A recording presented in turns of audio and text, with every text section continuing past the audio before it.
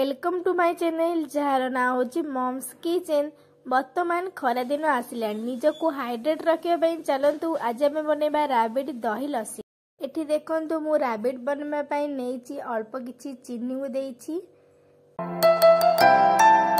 वर्तमान देखंतु एठी मु चीनी को भल से घांटुची जहा द्वारा कि यार भल कलर आसीबो एवं तळे मध्ये लागिबोनी।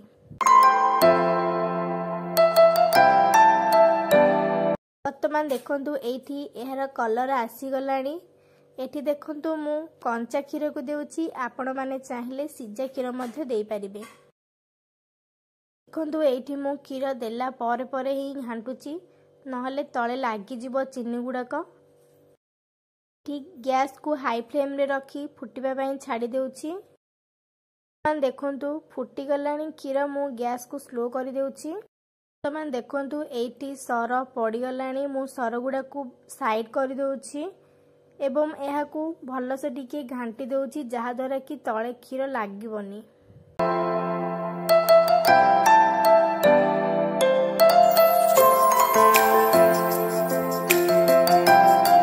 वर्तमान देखंतु एठी क्षीर 8% सिझी गलानी, मु साइड कर रखिथिबा सर गुडा को एथिरे मिसेई कि भल से घांटी देउची। वर्तमान देखंतु एठी मु चीनी को देउची, एहा सहित अल्प किछि गोलमरिच गुंड को मध्य देउची।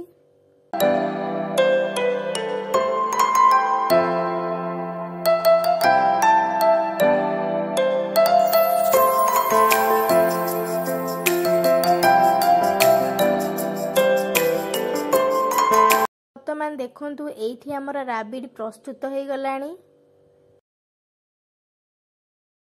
वर्तमान देखंतु एठी मु चेक्का दही को नेछि, पानिया दही को नेबेनी जहा द्वारा कि लस्सी पानिया हो गले भल लागिबो नाही। देखंतु एहार पानी मु बाहर कर देउछि। वर्तमान देखंतु मु एठी मिक्सर रे नेछि चीनी, दही एवं बरफ को नेछि जहा द्वारा कि ठंडा लागिबो।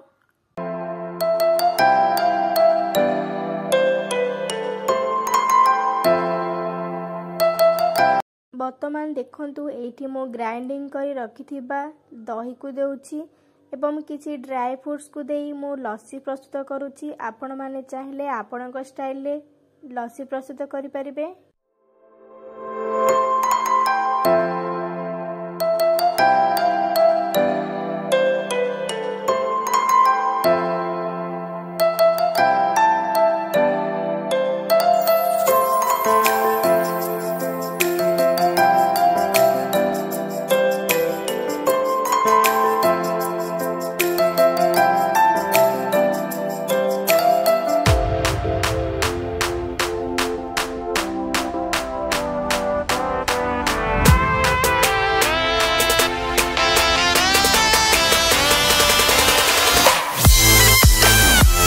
आपण माने आपणक घरे एही राबिड दही लस्सी को निश्चय ट्राई करंतु एवं केमिति लागिला मते कमेंट माध्यम रे जणांतु।